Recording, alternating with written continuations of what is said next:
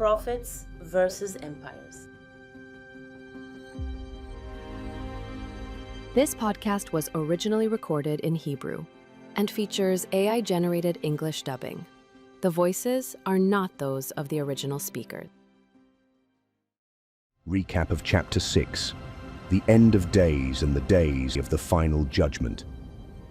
In the previous episode, we discovered the true meaning of the terms End of Days and the Final Judgment, that were not meant to evoke fear, but could have heralded a wonderful conclusion to an era. We learned that Earth's final stage is part of creation's natural cycle of beginning, development, and disintegration. Had humanity developed spiritually as intended, this period could have been a graduation celebration rather than a time of suffering. We discovered that the intensified power of the light now causes all karmic cycles to close rapidly, bringing each person the harvest of what he has sown. The resurrection of the dead actually refers to the awakening of all that is dormant within us, while apocalypse means simply revelation or exposure of truth. Most profoundly, we learned that divine justice is not directed toward what is comfortable for our earthly body, intellect, and emotions, but toward what benefits the spirit's development, explaining why suffering often catalyzes spiritual growth when comfort fails, and why, for example, illnesses are often the light's attempt to awaken us to realign with the laws of creation. When we view this period through the lens of spiritual consciousness rather than material consciousness, even in these turbulent times, we can experience miracles amid the crumbling of the false world.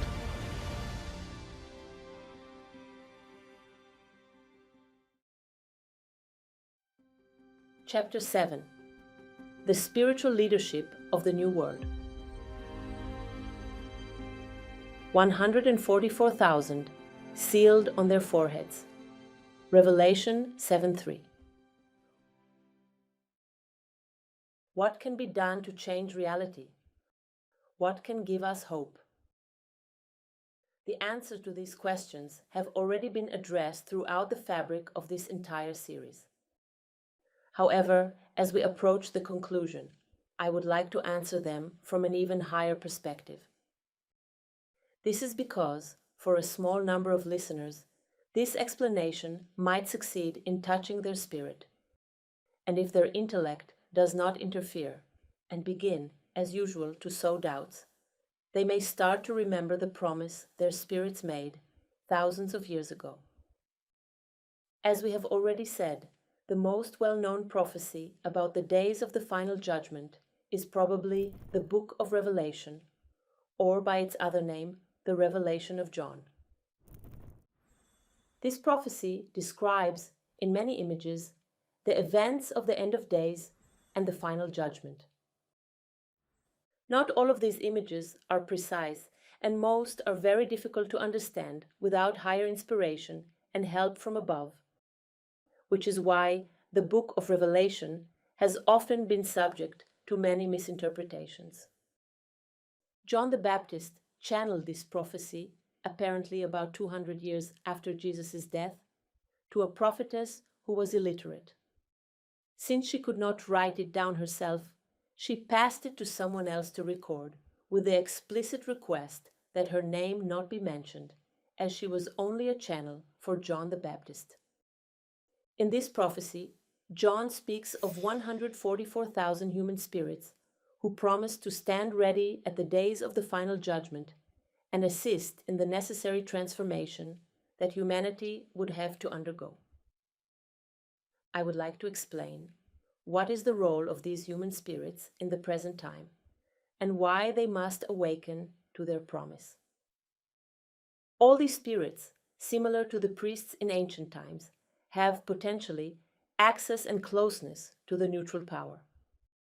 If an ordinary person whose spirit spark has not yet been extinguished has, for example, the power of a match, each of these cold ones has the ability to reach the power of a volcano.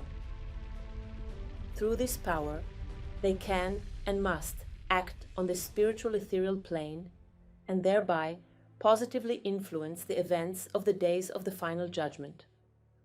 The moment they all work together, they will be able to change the world.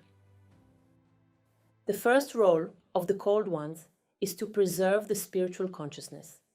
Without this, the entire planet Earth would become a kingdom of darkness, and no human spirit aspiring to the light would have a chance to be saved from the inner matrix.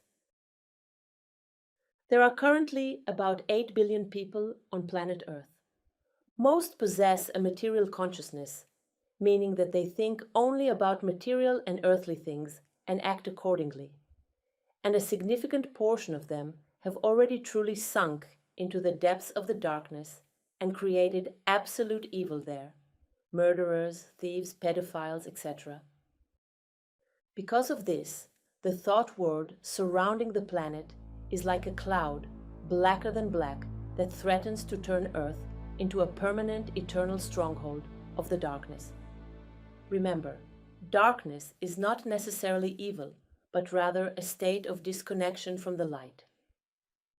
Therefore, the 144,000 human spirits who were granted special power are meant to be the pioneers of the change of consciousness in the new era. In other words, they must reach the highest level of spiritual consciousness that humanity is required to reach in the days of the final judgment. Only when they, as pioneers, pave the way, will a shift of consciousness become possible. For all others whose spirit spark has not yet been extinguished and can therefore still be saved. In other words, if the 144,000 called ones remembered their promise and were faithful to fulfilling it, the plagues now befalling humanity would not be so severe, because with the called ones' great power, they could purify the centers of dark thoughts, similar to the work of the righteous ones. The second role of the called ones is to spiritually support the political leadership. We have already explained in previous chapters that the political leadership of the various empires is merely an instrument for the fulfillment of the law of cause and effect. When the spiritual leadership stands correctly in its intended place, it indirectly positively influences all political and national decisions and actions. The third role of the called ones is to serve as channels through which the elemental beings can access the power needed to implement the judgment via the forces of nature. We have already mentioned this point during the lecture, but a full explanation of the activities of these beings would require not just one entire lecture, but a series of lectures. Today, we will just mention that the elemental beings are those tasked with destroying all that is false and wrong and helping to build the new and correct. We call the manifestation of the judgment from nature natural disasters, because for the intellect and the emotions they truly are disasters, but in fact, they are part of the necessary purification of the planet during the days of the final judgment. In the book of Revelation, chapter 7, verse 3-4, it is written, saying, "Do not harm the earth, the sea, or the trees, till we have sealed the servants of our God on their foreheads." And I heard the number of those who were sealed, 144,000. The meaning of this is that the elemental beings need the power of the purified thoughts of the 144,000, who bear on their foreheads the seal marking them as servants of God, in order to carry out their work.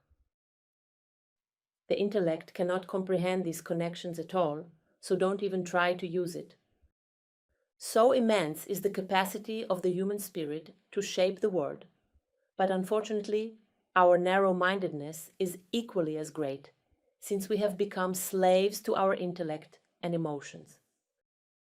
When we look at the world today, we understand that the vast majority of those 144,000 spirits who promise to channel the power for the transformation of the new world have not awakened at all and have forgotten their promise. Unfortunately, although the quest for the truth is inherent to these 144,000, They too have become lost in the labyrinth of their intellect, emotions, and ego, or in all the esoteric words, which presume to show the way, but do so in vain.